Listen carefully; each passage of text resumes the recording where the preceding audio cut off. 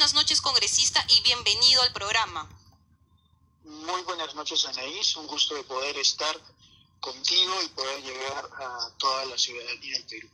Estoy aquí para absorber las preguntas que tengas para mí. Sí, congresista, usted es miembro titular y además vicepresidente de la Comisión de Economía del Congreso. En la sesión pasada se quedó pendiente el tema de Reactiva Perú debido a diversas denuncias que han venido divulgándose en diversos medios de comunicación la semana pasada. Ello a raíz de dos puntos en concreto. Uno era el destino de los fondos, que según varias voces decían que no era muy equilibrado, dado que las grandes empresas habrían recibido mayores montos de dinero a comparación de las MIPES, que a diferencia habrían sido más las beneficiadas. Me explico, el número de las MIPES es mucho más que las grandes, pero los montos obviamente son a la inversa. Y además el tema de que habrían recibido empresas o personas jurídicas que están siendo cuestionadas e investigadas por el Ministerio Público, sobre todo por el delito de lavado de activos. Congresista, cuéntenos un poco respecto sobre este tan mencionado programa Reactiva Perú. ¿Cree usted que hay problemas que se pueden ir afinando, que el Congreso puede también coadyuvar en este momento para encontrar una solución y así poder apoyar, obviamente, al empresariado? Bien, mira, Anaís, lo que sucede es que lamentablemente el Perú es un país en el que predomina la informalidad. Cuando yo hablo de informalidad no me refiero únicamente a las personas que no pagan impuestos, sino para mí informal es toda aquella persona que no cumple con la ley. Y para eso, lamentablemente, los peruanos somos campeones. Como se dice, echa la ley, echa la trampa. Esto ha generado que si bien muchas de las personas que puedan necesitar hoy en día los fondos de Reactiva Perú son muy difíciles de ubicar, es decir, no existen en el mapa, porque si bien pueden tener un RUC, le sacan la vuelta a la ley de manera permanente, es decir, no registran ningún trabajador en su planilla, a todos los contratan bajo la mesa, como se diría, no pagan impuestos, si factura, ellos venden al mes 100.000 soles, declaran únicamente 2.000 soles. Entonces, los lineamientos establecidos para poderse hacer acreedor al Fondo de Reactiva Perú han sido claros y han estado en función a la facturación del año 2019 y también en función a la cantidad de trabajadores formales que tenías declarado en tu planilla de salud. Como en el Perú, la gran mayoría de MIPES, no lo digo todas, porque sí existen MIPES formales y son muchas de ellas las que han sido beneficiadas con el plan de Reactiva Perú, pero todas las otras que le juegan sucio al Perú, son los que no se han visto beneficiados. Entonces, en este momento, yo creo que sí tenemos una oportunidad en esta crisis, y es tratar de formalizar a todos esos informales que consideran que el tener un RUC ya es ser formal. Entonces, es por esta razón que ellos no se han visto beneficiados con el Reactiva Perú. Y es más, en algunos casos, si ellos facturan 2.000 soles y se harían beneficiarios de repente a 5.000 o 6.000 soles, cuando la necesidad del capital de trabajo que ellos requieren es superior a los 100.000 o 200.000 soles, pero nunca lo han declarado y no tienen trabajadores en planilla.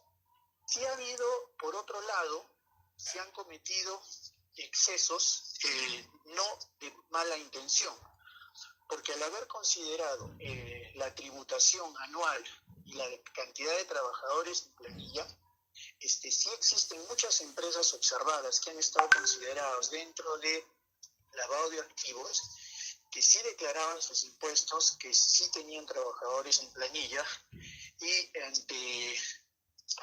cuando uno hace un análisis matemático o análisis de números, no necesariamente saltan a la luz todas estas otras observaciones que las vemos hoy en día, sí, ¿no? Justamente, congresista, usted ha tocado un punto que es crucial y varios analistas económicos lo han venido diciendo desde al iniciar esta pandemia y este confinamiento social, y es que se está perdiendo una oportunidad para formalizar al informal, que es un tema que ya usted nos lo está dejando claro, pero ¿cuál sería el papel y el rol del Congreso en este proceso de formalización?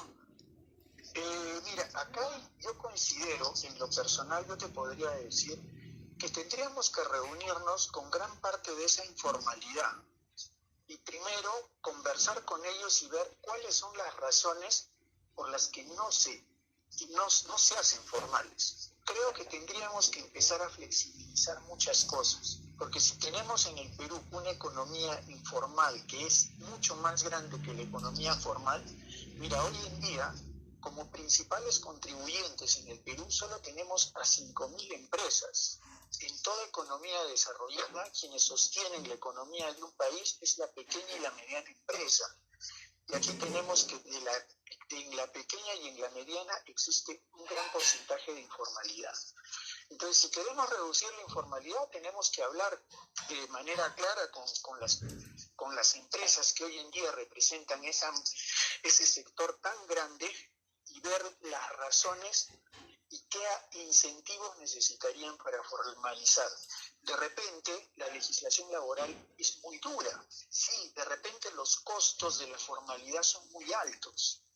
Entonces tendríamos que, con el trabajador y con los empresarios, diríamos, que se encuentran a un paso de la informalidad, empezar a negociar maneras y políticas, leyes que les permitan irse formalizando en el tiempo.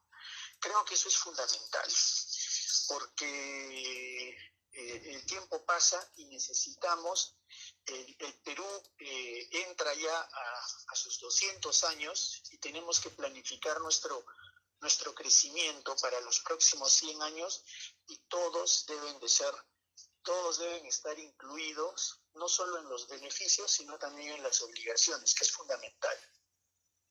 Ese sería un llamado que se podría hacer también desde el Parlamento hacia el Ejecutivo de lograr hacer mesas de trabajo multisectoriales, el Parlamento, el empresariado, los sindicatos de trabajadores, para ver un punto intermedio consensuado entre ambas partes, obviamente, y poder así lograr esa tan ansiada formalidad. En esta pandemia, congresista Núñez, déjeme decirle, o sea, la cantidad de personas que han tenido, siendo formales, han tenido que salir a la informalidad para tener un plato que poner en su mesa ha sido impresionante. O sea, las imágenes no nos van a dejar mentir. O sea, hemos visto multitudes de gente, empresarios de gamarra formales, que han tenido que sacar mercadería casi a escondidas para poder vender y así llevar un poco de dinero hacia las economías familiares. Efectivamente, y no solo es eso, es que el formal, si tú te das cuenta y lo evalúas también, es el que ha tenido que asumir la planilla por lo menos los 2 primeros meses, de los trabajadores que tenía en su planilla. Entonces, sí ha sido un agujero financiero que se les ha generado a todas las empresas, porque durante el mes de marzo y abril solo han sido egresos, no has tenido ingresos. Entonces, sí necesitamos hacer muchos cambios, sí necesitamos ver, por ejemplo, te hablo de un tema que también es bastante crucial, es lo que es seguridad y salud en el trabajo. Existe una ley de seguridad y salud en el trabajo, que es una ley general, no está a la medida de cada uno de los sectores de la empresa. Entonces, esta ley de seguridad y salud en el trabajo se convierte en un sobrecosto para las empresas. Instalar este sistema de seguridad y salud en el trabajo para una pequeña empresa es imposible, porque el costo de mantenerlo es de aproximadamente 30.000 soles al año. Entonces, son leyes que se dan con la mejor de las intenciones, pero terminan incrementando el costo laboral y terminan fomentando la informalidad. Entonces, tenemos que ser flexibles, ¿no? Tenemos que se cumplan las medidas de seguridad, pero acorde a cada tipo de empresa.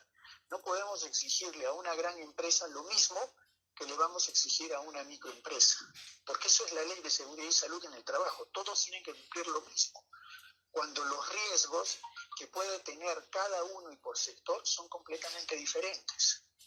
Por ejemplo, ¿no? Una empresa que vende almohadas, si le cae una almohada en la cabeza, el riesgo que le va a causar es cero. Sí, Pero una tienda que vende cajas fuertes, si le cae una caja fuerte en el pie, le va a generar daños. Entonces, el sistema de seguridad que tiene que implantarse en cada una de las empresas tiene que ser completamente diferente. No significa que no se haga, pero sí tienen que ser distintos. Entonces, los costos por cada una de ellos van a ser diferentes. Pero hoy en día, en nuestra legislación, no discrimina, lo que hace que se conviertan mucho más, existan sobrecostos, yo lo diría, para otras empresas. Entonces muchos prefieren mantenerse en la informalidad porque en la informalidad no tienen que sobrellevar estos sobrecostos, ¿no? Congresista Núñez, última pregunta porque ya el tiempo me gana. Hoy empiezan a reactivarse los centros comerciales. La semana pasada fueron centros o acopios mucho más numerosos como Gamarra, Mesa Redonda, entre otros que también se replican a nivel nacional.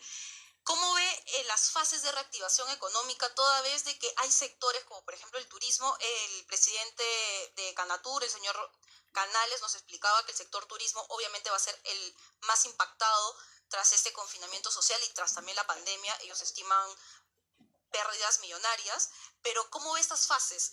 ¿Vamos a poder tener una economía solvente de aquí para los próximos gobiernos o hay que hacer cambios en nuestro sistema financiero y económico para poder tener esa holgadez o esa liquidez que siempre el Perú se le ha caracterizado?